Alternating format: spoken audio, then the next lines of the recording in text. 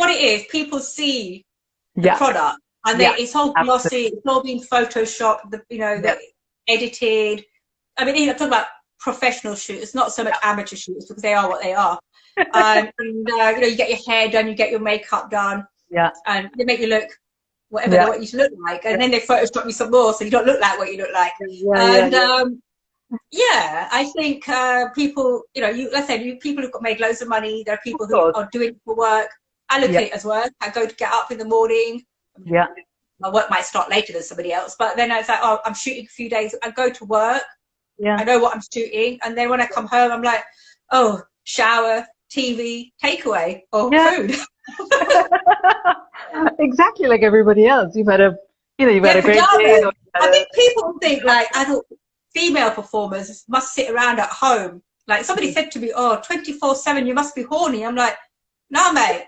I've got my cup of tea and a biscuit and watching TV or doing something. But I mean, like, if I'm not working, I'm sort of in casual clothing. I don't walk about in underwear at home unless I'm on a town. But they think you're in underwear, like just, I don't know, ready for it. Wake up in the morning is like, I'm going to wear like really sexy underwear that's really, really tight and stilettos or whatever. But actually, it's really bad, right? Because when I do phone chat, and sometimes they'll say, "What have you got on?" And I'll go, towel, sexy underwear, and I look down and I think, I've actually got pajamas on.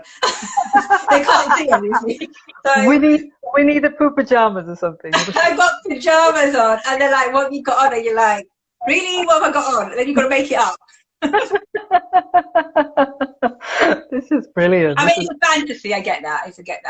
Absolutely. You play into it, but it is funny sometimes. No, it is really, really funny. I suppose your job is to keep that fantasy going, and the professionals who are shooting the videos or the directors, is to make it look really glossy and glamorous and all of the rest of it and sexy.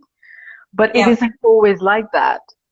No, I think when you're shooting, it's like even on mainstream, like the other day on Tuesday, I was on a mainstream set shooting for a Netflix series. It was an adult scene, but they make you have your own. It's all very glamorous. On a mainstream scene, if you're a featured extra and you're a cast member, they look after you really well. You get like your own little trailer. They bring you food, and it's really good. I like it. I like doing mainstream extras work when you've got not like with all the other extras. I'm such a snob. Not with all the other extras, but like when you've got a featured extra, you get your own little trailer. I like the little trailers. No, I can see why. I can see why.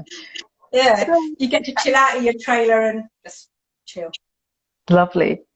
So what are the other kind of non-sexy bits of the work that you do that people would never realize? Oh, what do you mean non-sexy? Like, anything that's not on camera. What is that like? To tell us about what that is like. We wouldn't know because we're just watching anything that's not on camera is rarely sexy. I mean, if you think about it, let's talk about if you're going to do an anal scene like this. Let's talk about if you're going to do an anal scene, right? Yeah. You have to prepare, and some girls don't eat. I do. I eat the night before, but I don't really do so much anal these days. So I do eat the night before, but you have to clean up. I mean, that ain't sexy. You've got to douche out, and then in the morning, try not to eat so much, and then when you're on set, make sure you clean again. Because sometimes accidents can happen.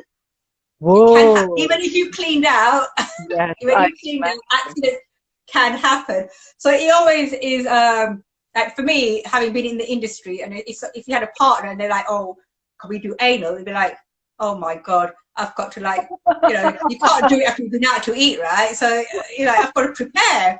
I think to me, I'm like, how do you just do it? Like if you went with your partner or you met somebody and they were like, if you whatever, you just and you start having sex and you'd be like, "Shit, I haven't cleaned out." If that I'd be like, you'd have to set a time for it. I know girls who work in the industry do with their partner. They'd be like, "Oh, we're doing anal tomorrow," because they're ready. It's like prepare beforehand, so you don't get too many mishaps on the day. Honestly. And if you do have a mishap on set, like what's the usual reaction? Oh, do you know, like are they quite I have had one or two mishaps. Some guys are a bit and some guys don't care. They're like literally, "Oh, mishap."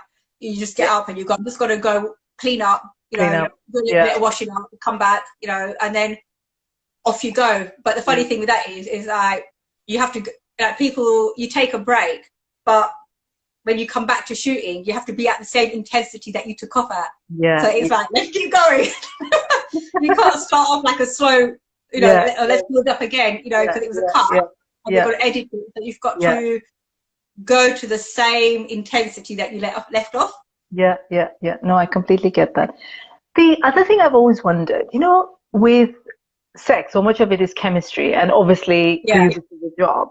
What if you're with somebody who you're turned off by, forget about turned on by? How do you then kind of work with them?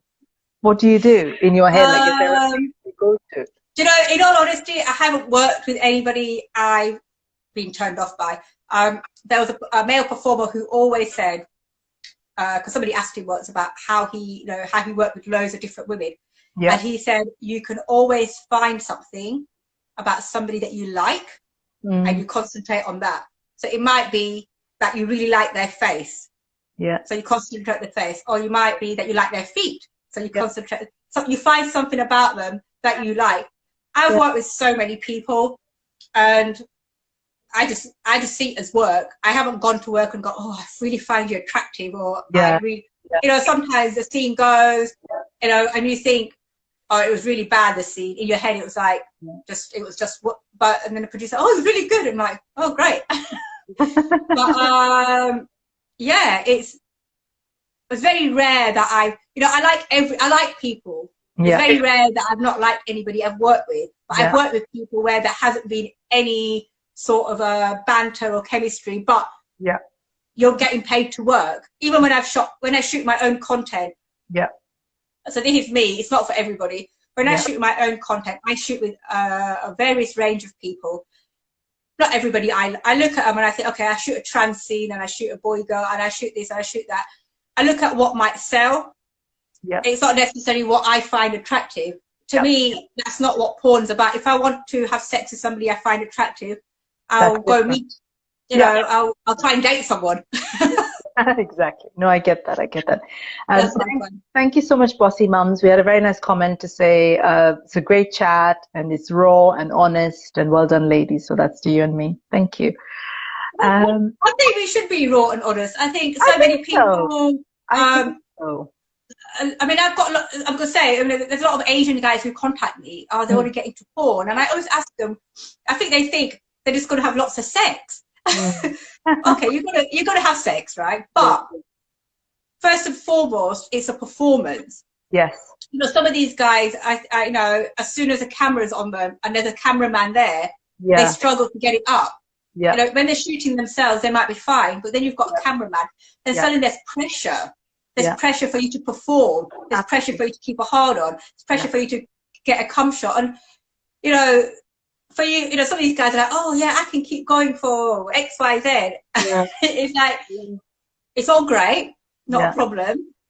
If you want to come and shoot with me, I haven't got a problem. Do everything, your pictures, your certificates, and then, show your face. None of them want to show their face though. Yeah, yeah.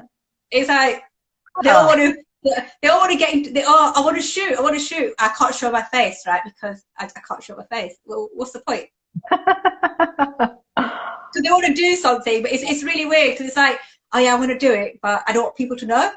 Yeah. There is still that shame attached to being a porn star. But it's still a bit of, what will family say, or what will friends say, and it's not always that. It's always. I had one guy say to me once that I wouldn't want people to know. He was a young guy, and he said, and I said, well, why is that? And he said, well, when I get older, if I get married and have kids, I won't want people to be knowing that I did that. And I was thinking, well, don't do it then. Exactly. Don't do it. Yeah. Back in the day, I'm going to say, even before I started, when we just had VHS and magazines, maybe it was a lot easier. Not easier. It was a lot harder for people to find out, because you had to literally go to a shop. Yeah. Buy the magazine or buy the VHS tape and borrow it from on the top shelf, right? Yeah, and you look like a bit of a perv trying to get it on the top shelf. Yeah. But these days, with the internet, nothing is hidden. Yeah. You've got people who have OnlyFans. but content can be stolen from OnlyFans. You know, it's wrong. Yeah. It should be allowed, but it happens. Yeah. And then it's out there. Yeah, absolutely.